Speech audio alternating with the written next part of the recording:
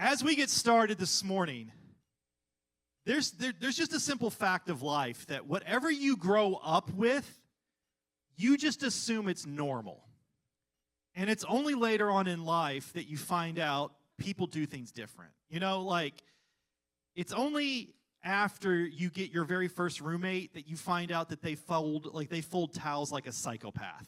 They're like, what do you mean you're like rolling them into like these certain, like towels are supposed to be folded into squares, okay? You know, like, what are you rolling them? Or like, you get married and you're like, who taught you how to use toothpaste? Like, how many people are squeezed from the middle kind of people? That's crazy. You squeeze from the bottom up, you know? Or I was listening to this comedian like years and years ago, and he was talking about when he was growing up. He was in like 2nd or 3rd grade, and he talked to this kid in his class, and the kid said, yeah, we don't have a TV in my house. And the comedian looked at him and was like, then what do you do? And the comedian was like, I'm in 2nd and 3rd grade, and my mind cannot comprehend or process a family that doesn't own a TV. And so the comedian says, so I go home and I tell my older brother, who's like in 4th or 5th grade, did you know like the Johnsons, a couple houses down, like they don't have a TV? And his brother's like, yes, they do. Of course they do. What kind of family doesn't have a TV? And they're like, they keep talking back and forth, and they're like, well, what do you think they do? We're like, I don't know. And they're like, we should go look. And so they said, they waited till after dinner. Dad went up and started doing something. Mom was in another room. And so they kind of snuck out of their house, and they walked down, a couple houses down the block. And they, peek inside the Johnson's window. And he's like, and there they were in the living room playing a board game together. He's like, they're laughing, they're eating a snack. He's like, and there was no TV anywhere. And he said, my brother and I walked home just shaking our heads, feeling sorry for them, because they had no idea what they were missing out on not having a TV. Now, the reason I tell you this is because we're in a season right now in Soma that I'm afraid you're going to think is normal, because it's what's happening, and you're like, oh, like, yeah, of course they every Sunday announce, can you guys please scoot in because we have so many people coming? Like, you're going to think that that's normal, and it's not. And we're in a special season. And so what we're going to do today is we're going to put pause on the Revelation series for one Sunday. Don't worry, next week, Sammy will be back next Sunday talking about Revelation. Why are you giving him a woo? Where's my woo? There we go. Yes. Okay. If you have to ask for it, I'm not sure if it counts, but okay. We're putting pause on Revelation today, and we're going to do, for lack of a better term, a State of the Church type Sunday. Now, normally when someone gets up on a mic and says like, hey guys, we got to talk about some things, and we're going to put pause on what we're normally doing. Normally that's a bad Sunday, because whatever's about ready to get told to you, you're like, ooh, I didn't like that. But this is a good Sunday, because things are happening here at Soma. Okay, the last time that we were all in this room together 2 weeks ago, because last week we were online only, but 2 weeks ago when we were all in this room together, at least 3 people gave their life to Christ. And that's just the ones that we were able to know about. Absolutely. Okay? Since that time, we've had about 10 to 15 people say, hey, I want to get baptized on the 29th when we do our baptism service. Yes, 100%. And so, guys, God is on the move. Things are happening. We've been seeing this week after week, month after month. We are in a special season that God has graced us with, and I don't want us to miss it. I don't want us to just let it pass us by thinking that, oh, this is normal, that, I'm sure this is happening in every church across America and across the world. It's not. And so what we're going to do is we're going to kind of like dive into some scripture, and this is not the first time this has happened. This is just simply our turn. And it's our time. And if you're kind of like, well, why do you guys make such a big deal about this? Why are you pushing pause? Why do you care so much about that? Because, guys, this is what we've been wanting to do forever. Like, this is the whole foundation of who we are. If you've never heard this before, this is our whole mission and vision. And this is what it says. It says, Soma City exists to take the good news to those who are far from Jesus by pursuing meaningful, no strings attached friendships with those close to us. Our goal is to be the most barbecue grilling, storytelling, fence hopping, meal sharing, risk taking, community dreaming, injustice fighting, party throwing, story celebrating, friends in our neighborhoods and networks. Simply put, our vision is to be the best friend our city has ever known. Guys, it's happening. You're doing it. You're bringing people with you each and every week. Like I said, it's not normal to have to start your service by telling people, hey, we're running out of chairs. Can you guys scoot in? But God is on the move. And so what we're going to do today is we're going to take a look at Luke chapter 5. And we're going to dive in, and we're going to see another time when Jesus was on the move. So if you have a Bible, we're going to be in Luke chapter 5. If you don't have a Bible, we would love to give you one out at the Connect counter. We give them to you for free. So either Bible app, whatever you use. But we're going to be in Luke chapter 5. And actually, we're going to start just a little bit in Luke 4. So Luke 4:38 is actually where we're going to start. Luke 4:38. Let me set the scene for you, okay? Jesus left the synagogue and went to the home of Simon. You guys know Simon Peter, one of Jesus' main disciples, etc. Okay, now Simon's mother-in-law, do you guys know, by the way, Simon Peter was married? He had a family. Simon's mother-in-law was suffering from a high fever, and they had asked Jesus to help her. So he bent over her, rebuked the fever, and it left her. She got up at once and began to wait on them. Okay. This story is going to matter in just a second. So now we're going to jump into Luke chapter 5, starting at verse 1. So Luke chapter 5, starting at verse 1. Here we go. All right. One day, as Jesus was standing by the lake of Gennesaret, the people were crowding around him and listening to the word of God. He saw at the water's edge 2 boats left there by the fishermen who were washing their nets. He got into one of the boats, the one belonging to Simon, and asked him to put out a little from shore. Then he sat down and taught the people from the boat. So Jesus sees what's happening. He's like, hey, I'm getting ready to teach the people, but the crowd is a little bit bigger than I anticipated.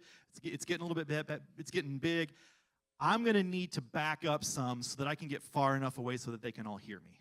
And so he says, okay, you know what I'm going to do?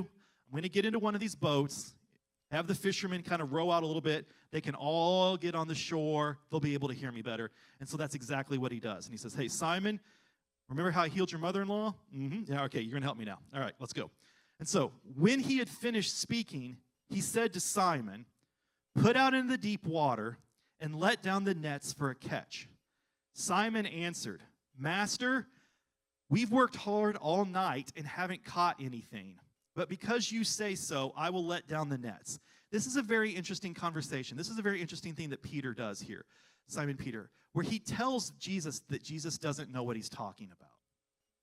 He's like, hey, Jesus, I'm a fisherman. I've been fishing all night and haven't caught anything. Now, you might not know this, Jesus, because you're not a fisherman, but fishermen fish at night.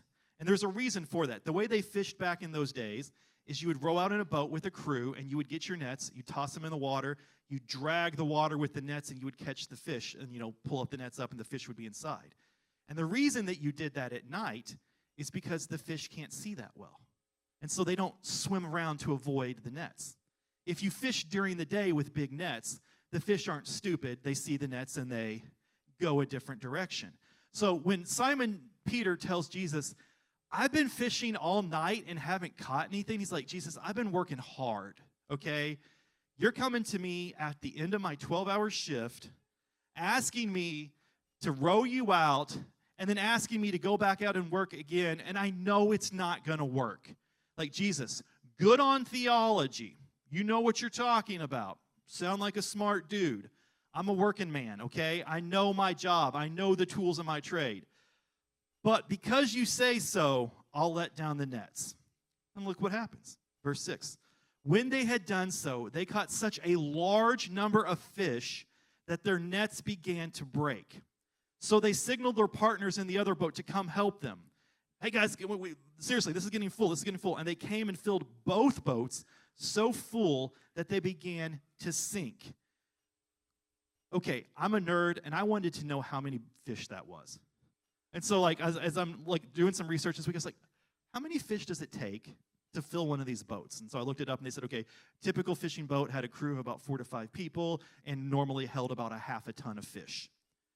Jesus gives them so many fish that it causes 2 boats to start sinking.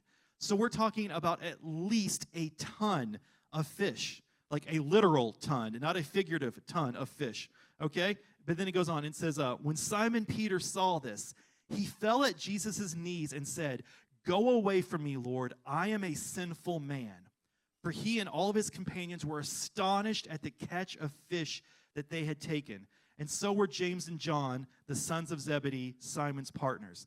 Then Jesus said to Simon, "Don't be afraid. From now on you will fish for people." So they pulled up their boats on shore, left everything, and followed him. Guys, this is the season we're in right now. We are in a season where God is bringing us, quote unquote, a lot of fish. There are a lot of people coming here and finding hope. And some of you, the invitation for you today is you're Peter in this story, okay? And the invitation for you is to step into ministry and start helping us. And here's the deal. Just like Peter, you have 1,000 reasons why this is not a good idea. Jesus, my mother-in-law was just sick. And she looks like she got better. Thank you for that, by the way. But we're not sure if it's going to stay that way or if this is a reoccurring thing. Jesus, now is not a good time. Jesus, I'm a small business owner. I'm a fisherman. Like, you know how seasonal that is. Just last night, I worked really hard, caught nothing. I'm a little worried about this. Jesus, I got a wife now. I'm married. Like, this is not a good time for me to be stepping into this ministry thing that you're calling me into. Maybe next season will be better. And for some of you, that's what's running through your mind right now. You're like, Jeremy, I just got out of high school. I'm trying to figure out the college thing. I'm trying to figure out having a job. Nobody will give me a set schedule. I would love to help, but now's not a good time. Jeremy, oh man, you don't understand. I just graduated, or I just got this promotion, and I'm just trying to figure out this new stage in life. And, maybe when things settle down, that'll be a good time, and I can jump on one of the storyteller teams. Jeremy, I just met somebody. Things are going pretty well. I'm going to be gone a lot of weekends. We got a lot of places to see, things to do. Maybe after that season, I can be a part of all these cool things that are happening. Hey, Jeremy, man, guess what? We're getting married. That's busy planning season. Now's not the time for me to jump in. Maybe that next season will be it. Oh, Jeremy, we've got small kids running around, and I wake up tired, and, it doesn't get better from there. And so, maybe after my kids are a little bit older, that'll be a good season to jump in and start serving. Oh, Jeremy, man, my kids are a little bit older, but, now they're involved in a lot of stuff. And I spend most of my time, shuttling and driving them from place to place. And so, that's tiring. I don't know if I got any energy to serve others and be a part of this. Jeremy, man, my kids, they're in high school now, and these are the last years that they're going to be home. This is the time I got to focus really in on them and be with them. And, I don't know if I can really serve right now. Jeremy, my kids, I know they're out of the home now and they're in college, but they're more expensive now than they were when they were in, how did that happen? It's costing me more money now when they're outside of the home than they were in the home. This is not a good season. I'm a little financially stressed, and I got bills out coming out from every direction. Maybe next season. Oh, Jeremy, it's my wife and I, we're just now getting used to being empty nesters, and we got to, really figure out who we are now after so many years. This season's not a good season for us. Oh, Jeremy, man, we're getting old. We don't have the energy of the young people. We've done our time, right? Shouldn't the young people be stepping up and serving now? And here's the deal. You can spend your entire life missing out on what God is doing for very good reasons. There will never be a good time to be a part of what God is doing. That's where Peter found himself out in this story. It was not a good time. It was not the right season. It was not the right place. And Jesus invited him in anyway. And for some of you, the invitation is, I know, and here's the deal. Nothing I said was untrue. It wasn't a good time. You are busy. You do have kids. You do have a job. You are in a season where you're trying to figure things out. That will always be the case. And if you're not careful, you're going to spend the rest of your life missing out on what God is doing that's special. And instead of getting to be a part of the story, you're going to be on the outside looking in, and it's going to pass you by. And you're like, but what about? But look what Jesus did. Look what Jesus did. What did he fill their boats with? Fish. Okay. Metaphorically, Jesus tells them, hey, you're going to go fish for people now. Actuality, Jesus is also providing a way for them to be able to afford to follow him. Like, hey, Peter, you're worried about being leaving your fishing business behind? I got you a literal ton of fish. Go sell them. Give the money to your wife and business partners. Come follow me. I'm going to provide for what I'm asking you to do. And for some of you, you're like, I'm scared because I don't know where the time is coming from. If Jesus is asking you for the time, he will make the time for you. If Jesus is asking for your energy, he will give you the energy to do it. If Jesus is asking you to be a financial contributor, he will provide the resources to do so.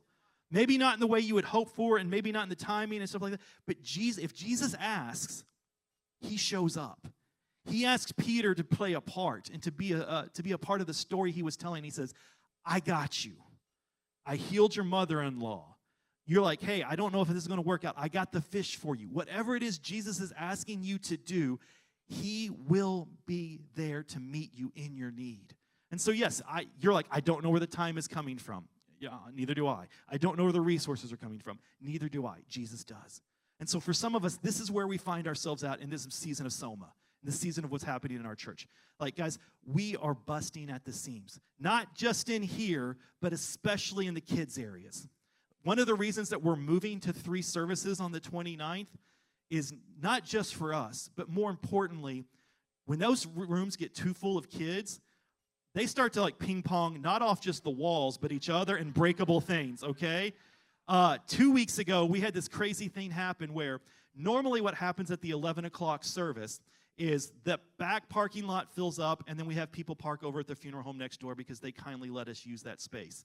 If they didn't let us use that space, we'd already be in real trouble. But 2 weeks ago, we ran into a thing where they had a funeral at 1 p.m. And they're like, hey, we need you to hurry. And I was like, hey, Sammy, we're going to need you to preach quick. And that didn't happen. And so then we had to tell people in the lobby, like, hey, we need you to cut these conversations. We've got to make space. We've got to start freeing up space because things are getting crazy. Let me just tell you about some of the families we're reaching back in that kids area. A few months ago, we had a kid in one of the kids' rooms. He started, apparently talking about, blood and, knives and swords. And he freaked out some of the other kids in the room. And so they told the storyteller teacher, and the teacher told our kids director. They said, well, what's the boy's name? And it's like, oh, that's our executive pastor's son. That's the kind of families we're reaching, okay? And so we need, and yeah, 100%. It's always nice to get to own that. Okay, well, we got to contact this family. That boy can't be saying those kind of things. Who is it? It's you, Jeremy. You're the parent. Okay. Now, if that's the level of our staff kids, you can imagine the level of the community kids. And I know it's a joke, and I know it's funny, but guys, there is something amazing about a place when a kid can grow up thinking that it's normal that you go to a place every single Sunday where people love you, they are cheering for you, they are caring for you, and we need more of you. And here's the deal. We need the rough and tough people. You're like, I don't know if I'm so good with kids. I'm like, no, man. You just heard what my son's like. I need you to be rough and tough. I need you to be a bit sketchy. I need you to be able to be able to take a punch. I need all those things because if we're going to continue to reach our city that has real problems with real families doing real things, guys, we're not playing church. We're being the church, and when you be the church, you're going to get crazy families, okay? And that's just who we are. So for some of you, you're Peter, and the invitation for you today, step into ministry. Step into being a storyteller. But Luke 5 doesn't stop with that. It just keeps going. Okay, let's take a look at verse 12. While Jesus was in one of the towns, a man came along who was covered with leprosy. When he saw Jesus, he fell with his face to the ground and begged him. Okay, we're going to stop right there because you need to understand how leprosy worked back in Jesus' day. If you had leprosy, you could not get physically close to a person because of how scared they were that it would spread. And so you had to stop short. And normally you would have to announce yourself in some way as being diseased. And so the most common phrase was just simply say, unclean, unclean, I am unclean. And that told everybody to stay away from you. Now imagine living your life not being allowed to go near anybody. Even the world's biggest introvert wants somebody that cares about them, wants somebody that notices them. And so this man, he's heard about Jesus. He's heard about how Jesus is doing these amazing things. And so he gets close to Jesus, but he knows he can't get. So he falls on the ground and he begs Jesus. And it says, Lord, he says, Lord, if you are willing, you can make me clean. And then look what Jesus does. Jesus just reaches out his hand and touches the man. Someone who probably hadn't been touched in years. Not a high five, not a hug, not a fist bump, nothing. Jesus reaches out, touches his hand, and touches the man and says, I am willing, he said, be clean, and immediately the leprosy left him. Some of you guys, this is where you're going to find yourself in the story. Like, it took everything in you just to make it in the room today. And you're like, am I even allowed to be here? Like, I hear what Jesus is about, and I want it, and I desire it, and I'm like, but am I even allowed to be here? And the answer is yes. You're who we're making space for. Like, this is why we're going to 3 services. And I think some of you guys are watching online right now, not because you're sick, not because you're on vacation or out of town or something. Some of you guys are watching online right now, and you're wondering, would they actually let me in the room? Like, you're watching online, and you're like, I think this is as close as I can come. And I'm telling you right now, like, I want to see you here next Sunday. Or the 29th, or whatever week it is. Like, we are making space for you. Jesus is reaching out his hand, telling you, yes, you get to be a part of this. Yes, you belong. Yes, whatever it is that the world told you that makes you feel like you don't deserve, or you can't be, or you're not enough, or whatever that lie might be, Jesus is reaching out his hand saying, no. You're a part of this story. You get to be a part of this. Guys, this is why we're doing 3 services. Like, I'm completely honest with you. I'm not excited about doing a noon service, which means I'm going to have to miss football a lot of Sundays. It's hard. It's much easier just to do 2. But people are worth it. People far from God are worth it. People who don't know if anyone will love them or care for them or accept them or make a space for them are worth it. And so, if you're the leper, if you feel like, man, I don't even know if I'm allowed to be here, you're the whole reason we do this. This is your thing. All right. But guess what? Jesus doesn't stop there. Look what he says. Verse 14. Then Jesus ordered him, don't tell anyone, but go, show yourself to the priest, offer the sacrifices that Moses commanded for your cleansing as a testimony to them. Okay, what does that even mean? See, here's the deal. Jesus knew he healed the guy. The guy himself knew that he'd been healed, but the whole rest of the town was probably still going to be like on the outs with him. And so there was a ritual and a way that the town would let you back in. If you went to the priest and the priest verified, yep, you're clean, you've done the rituals, I'm signing off on this, you are now free to re-enter society. See, Jesus doesn't just meet his actual physical need in the moment. Jesus also meets his relational need and says, okay, hey, Jesus, guy, go to the priest. Let's go through this. Like, I know you don't need it. They know, we're good on this. But I want you to be able to go back in, and I want you to be able to have friends. And I want you to be able to know that you belong and there not be any question about it. So go do the thing, have the priest check off on it, and you get to be back in society. Some of you are like, I feel like I belong here, but I feel really lonely. Can I say that? Can I admit that I need friends? Can I admit that I need someone reaching out and like extending a hand? Yes. We're not just here for the physical. We're here for the relational, the spiritual, the emotional. Like, we're like, that's what churches do. They care for the whole person. And if you're someone like, can I say that I need a friend? Yes. That's why we're making space for you. We're not just making physical space, we're making relational space as well. This is what we do. Yet the news about Jesus spread all the more. So the crowds of people came to hear him and to be healed of their sickness.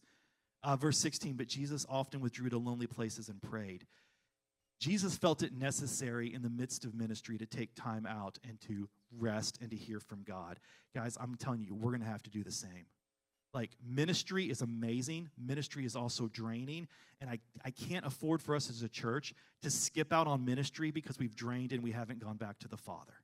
And so, like, yeah, it's going to cost us a lot to go to 3 services. It's going to cost us a lot relationally. It's going to cost us a lot to keep being the best friend our city's ever known. So keep going back to Jesus. If Jesus is like, hey, time out, I'm taking today and I'm going to go pray and rest and listen to my Father, you got to have that rhythm too. Don't skip out on the amazing story because you're like, oh, I'm too tired and I'm too drained, and not tell me about you're also praying a lot. Don't tell me about the time like I don't rest and now I'm burned out. Like, no, go rest.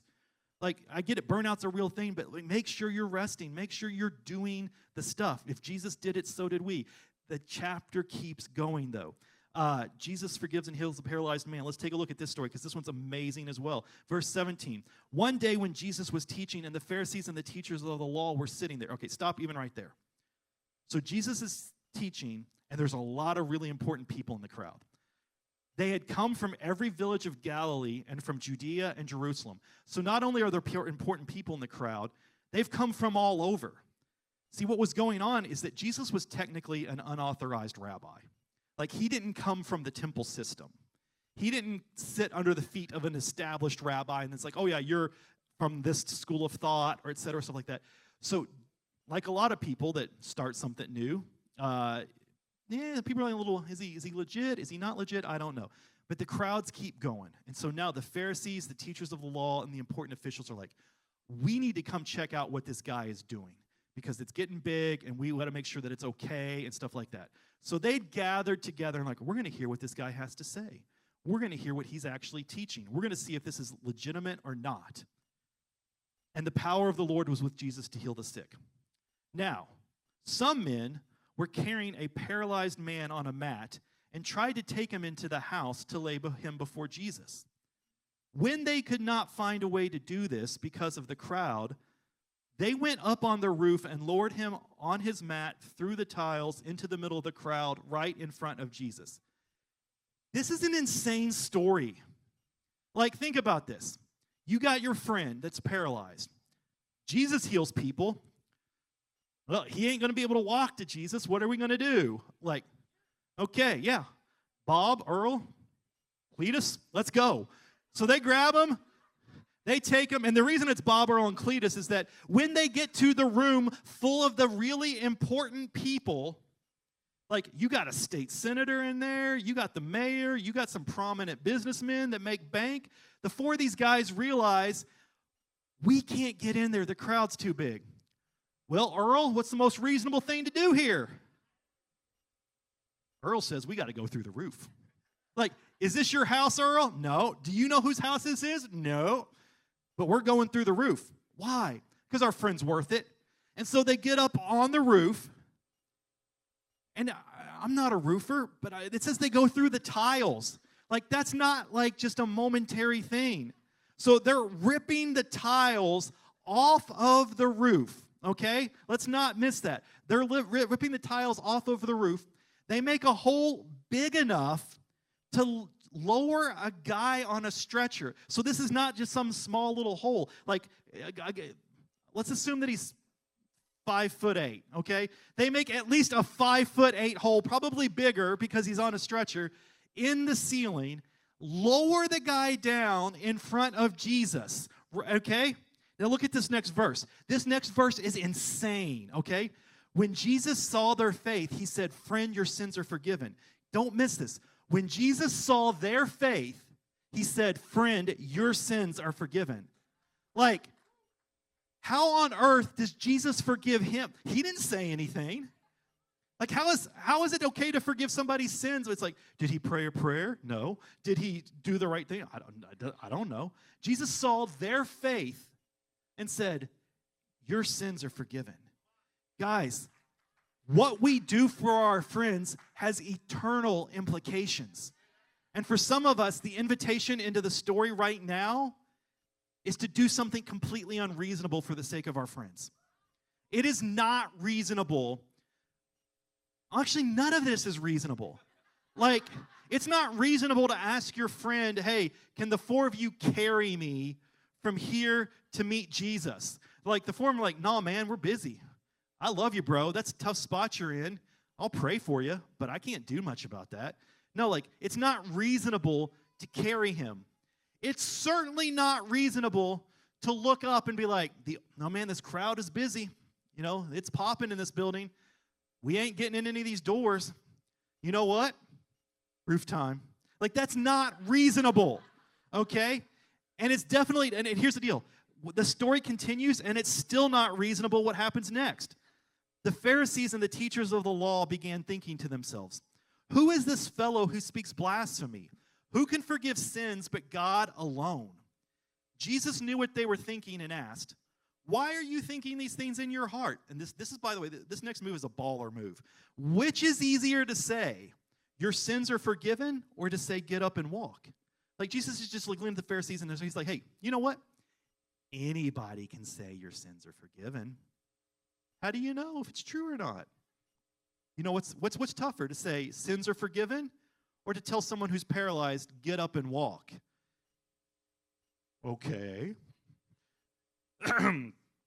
Jesus continues. But I want you to know that the Son of Man has authority on earth to forgive sins. So he said to the paralyzed man, I tell you, get up, take up your mat, and go home. Immediately, the man stood in front of them, took what he'd been lying on, and went home praising God. Now, here's the deal. Yes, this is every house party ever, okay? 4 guys tear a hole in a roof, drop their friend down, something amazing happens, and then they all leave. Like, they don't help clean up. They don't help do anything. They all just like, hey, man, that was pretty awesome. You guys love that, right? Like, imagine being the guy who owned this house. Imagine, you're like, man, I got to make a phone call. Like, hey, Jake from State Farm, I need to ask about my insurance policy here.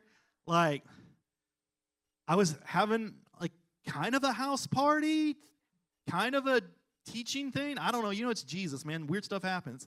And, like,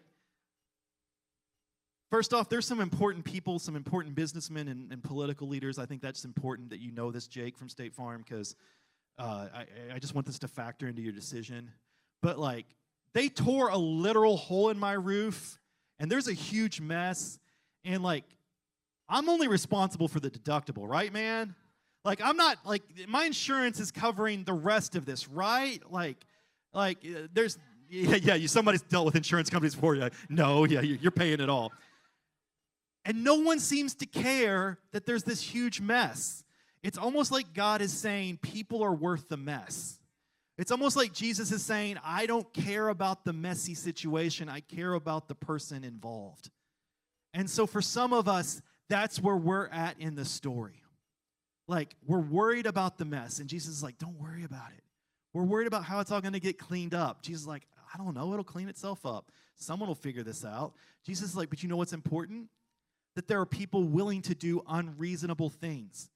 Everyone was amazed and gave praise to God. They were filled with awe and said, we have seen remarkable things today. Guys, we are seeing remarkable things at Soma. And the remarkable is a direct result of the unreasonable.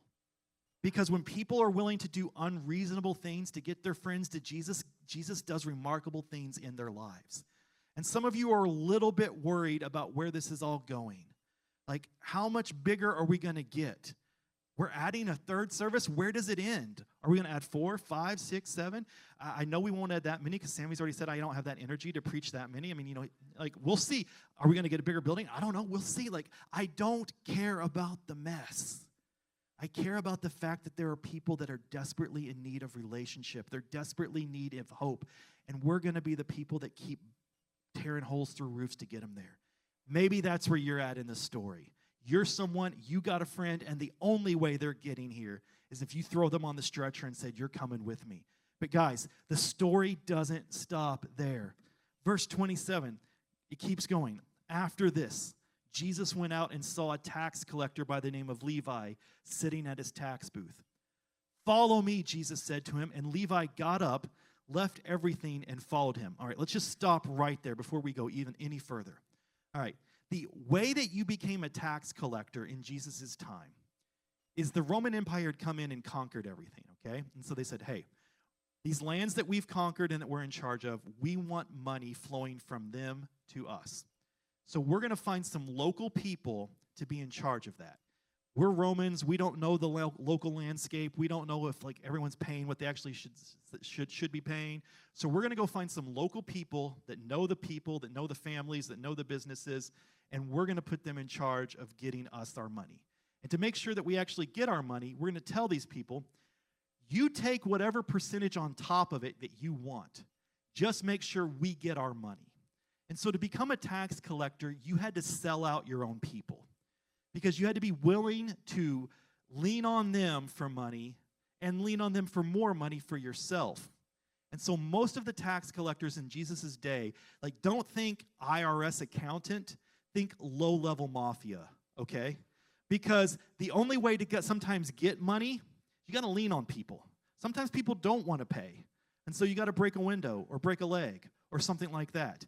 And so Jesus goes up to this man named Levi, who had sold out his own people, who was a known tax collector, okay? And he says, hey, you get to be a part of this too. Follow me. And Levi got up, left everything, and followed him. See, Levi had been Jewish. But when you became a tax collector, you were persona non grata. You were not welcome anymore. No one wanted anything to do with you. And for some of you, you're like, I did kind of grow up in church, but then I did A, B, C, D, and E, and some of those are illegal. And you're like, am I allowed back in? And the answer is yes. Jesus is the Jesus of the second chance and the third chance and the fourth chance and the fifth chance. Jesus is constantly making space for the sketchy, okay? And Jesus tells Levi, hey, I know you run with a sketchy crew too. I want to meet them as well. And look what happens in verse 29. Then Levi held a great banquet for Jesus at his house, and a large crowd of tax collectors and others were eating with them. But the Pharisees, by the way, the Pharisees and the teachers, they're always like popping their head up. Like, it's like they're like hiding in the bushes, and it's like, what's Jesus doing now? What's Jesus doing now? What's he doing? And so the Pharisees and the teachers of the law complained to Jesus' disciples, why do you eat and drink with tax collectors and sinners? Why are you hanging out with people that have betrayed our people? Why are you hanging out with people with such bad reputations? Why are you getting your name dirty hanging out with people like that? Jesus has a response. Jesus answered them, it is not the healthy who need a doctor, but the sick. I have not come to call the righteous, but sinners to repentance. And so then the Pharisees aren't done yet. They're like, hey, we still got some questions. Okay, you're trying to make them better people, whatever. Then they said to him, well, guess what? John's disciples often fast and pray. So do the disciples of the Pharisees. But your disciples seem to think this is just one big party. They keep going on eating and drinking. And Jesus answered, and by the way, this is going to take some explanation. So if you're like, what does that even mean? Don't worry, I got you. Jesus answered, can you make the friends of the bridegroom fast while he is with them? But the time has come when the bridegroom will be taken from them, and in those days they will fast. And they're like, okay, sure, Jesus. He told them this parable. No one tears a piece out of a new garment to patch an old one. Otherwise, they will have torn the new garment, and the patch from the new will not match the old. So Jesus is like, hey, you don't rip up a new piece of clothing to fix an old piece of clothing. And they're like, yeah, that's true, but what are you getting at? Like, what are you talking about, Jesus? He says, and no one pours new wine into old wineskins. Otherwise, the new wine will burst the skins, the wine will run out, and the wineskins will be ruined. And some people are like, okay, that made sense to them back then because you would take wine, you'd put it in these leather animal skins, and as the wine fermented, the skins would stretch to match the fermentation and growth. But you could only do that so many times. If you kept doing it, eventually the skins would stretch too far and they would just burst and then the wine would be spilled out on the ground. He says, no, new wine must be poured into new wineskins.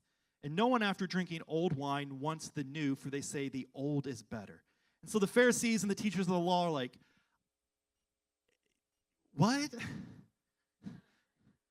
Like, we're asking you why you keep hanging out with the sketchy and the crazy, and you're talking about, like, how to shop for clothes and, like, what you put wine in and what you don't put wine in. And what Jesus is doing, and this is important, Jesus is completely breaking their mental model. See, if you pay attention to what the Pharisees were doing, it actually makes a lot of sense. And I'm going to give a little bit of sympathy for the Pharisees. Normally we treat them like the ultimate bad guys. But if you understand what they were doing and the culture they were in, it makes sense. See, I told you before, they'd been conquered by the Roman Empire. And the Pharisees were very, very worried because they saw their way of life disappearing. They saw that people were becoming either more Greek or more Roman. They saw that people didn't care about the same things that they used to. And they said, hey, if we don't do something soon, we're going to completely disappear as a unique and distinct people group. We're going to become so enculturated and acclimated to the Roman way of life that we're going to disappear. And the worship of our God is going to go away, and our kids aren't going to be able to grow up in the kind of culture that we think is important. And so the Pharisees said, we've got to make up some rules. We got to start building a box of how we're going to be and how we're going to live. That's a very pretty box, by the way. And they said, we've got to control who we hang out with. By the way, don't try to read my handwriting. Hang out with. We got to control our customs.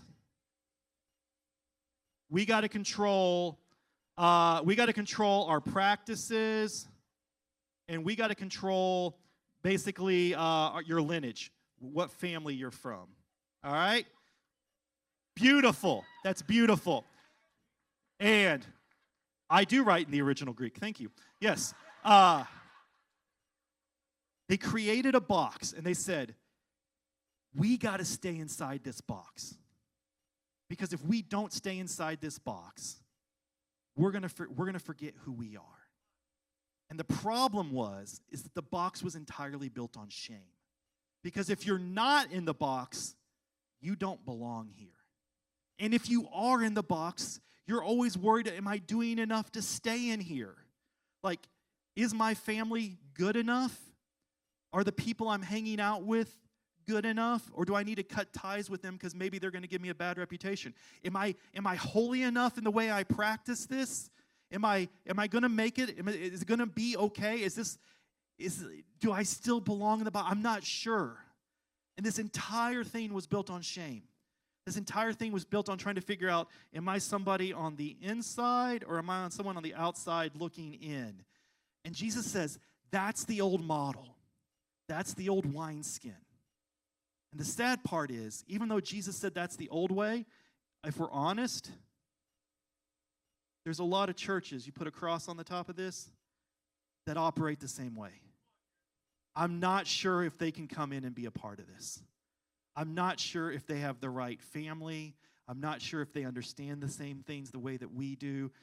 And there's a lot of people like, I hope if they jump through enough hoops, they can eventually become part of us. But until they do, they're on the outside looking. And Jesus says, I'm doing something completely new. By the way, if you're a math person, that's called a bound set. If you're into math or statistics, Jesus comes in and says, hey, I'm doing something completely new. He says, you know what we're going to do?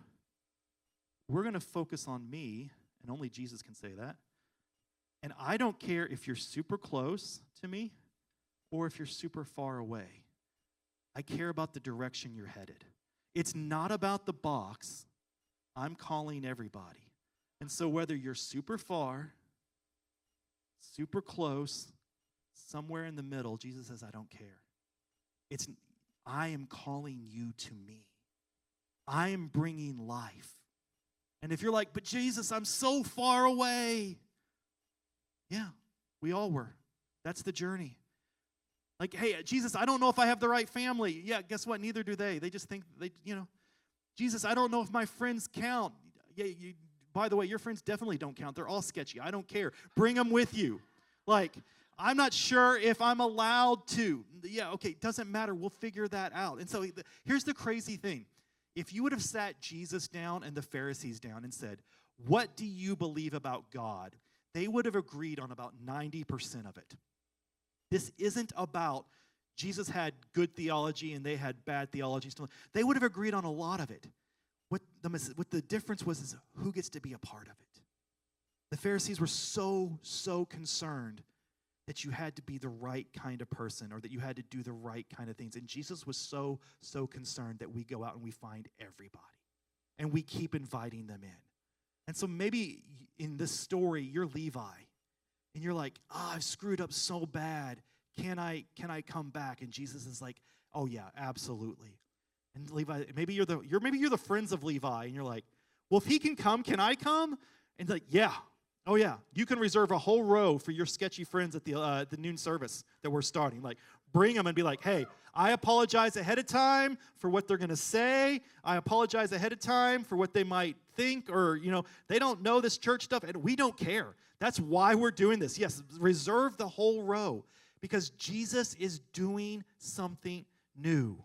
Jesus is creating something that's not based on shame. It's based on love and joy. I was reading a book earlier this week, and I was like, oh, the guy that's writing this book, he's talking about Soma City. He doesn't know he's talking about Soma City, but he's talking about Soma City. He says, where did I find that? Oh, there we go. Sorry. He says, if we desire to fulfill the Great Commission, we will turn our churches into high joy environments. This is a community where our faces light up when we see each other. We practice helping each other increase joy capacity as part of our regular practices. Our community is contagious when people come and see our joyful interactions. Young or old, Christian or not, our brains hunger for joy. Now, that's us, guys. That's us. That's what we're doing, okay? Now, here's the crazy thing. We always think about this, like, people who were deep sinners loved being around Jesus, who was the human embodiment of holiness. Like, how does that work? It only works when you replace shame with joy. It only works when people are so hungry for what you're giving them that they're like, it doesn't matter what my past is. This person sees me, and they love me, and they care for me, and something new is happening. Jesus never apologized for being holy. Jesus never pulled a bait and switch on anybody where he's like, we're not going to talk about those things until later on because I don't want them to not like our vibe. No, Jesus was always upfront about like, hey, things matter. Holiness matters.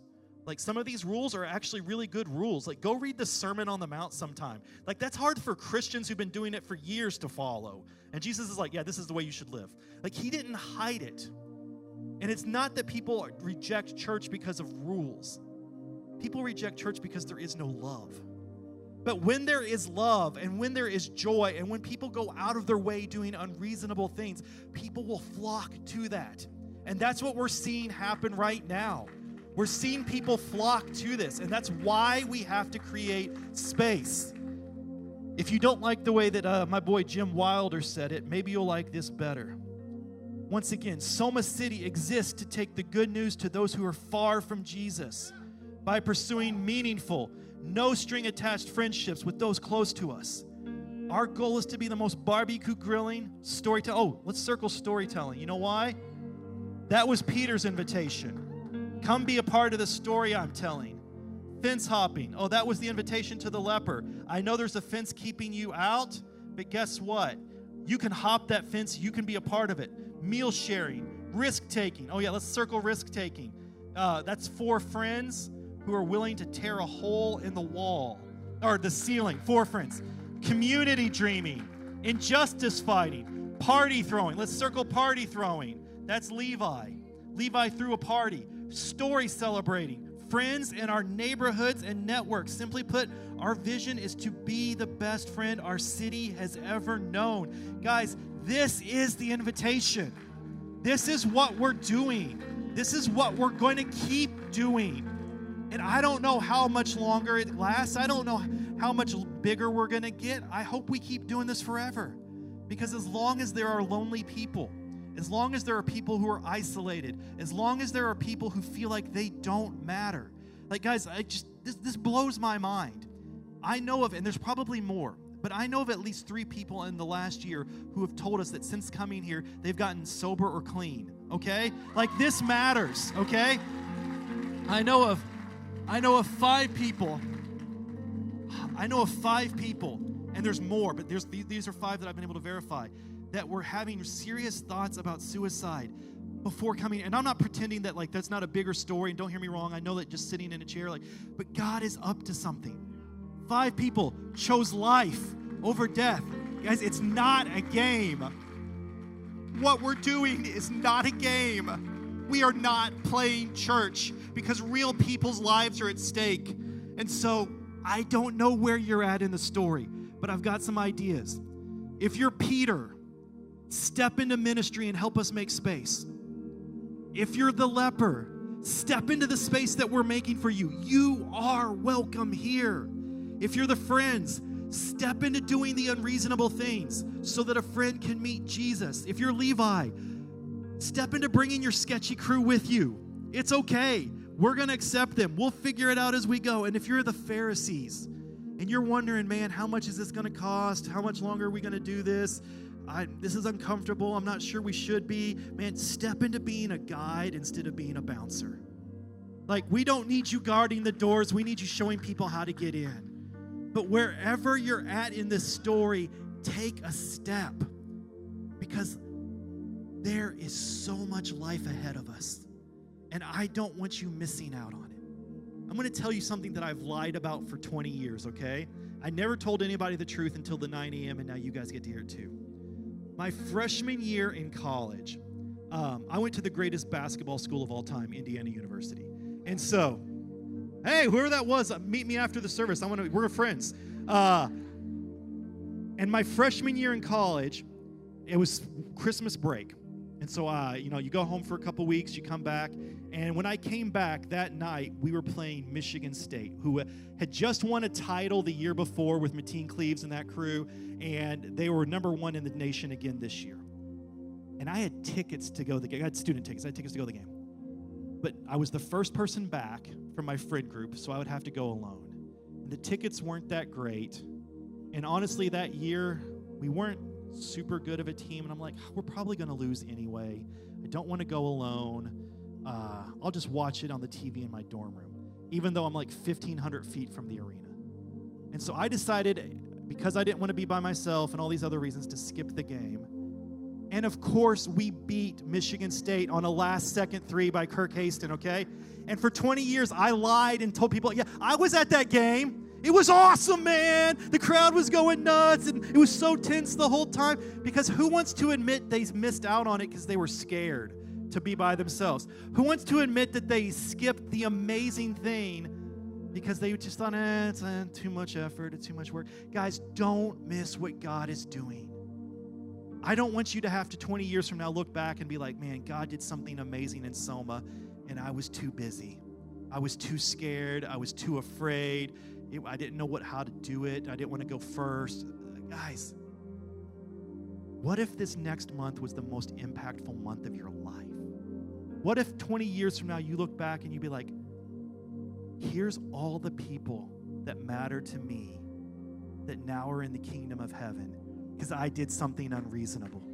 What if 20 years from now you're like, man, my family is telling and living a new story because I drug my family to church even though they said they didn't want to come, and now generational curses have been broken, and now we're telling a new story because that's where we're at. It matters. We're not playing church. We're doing the real thing.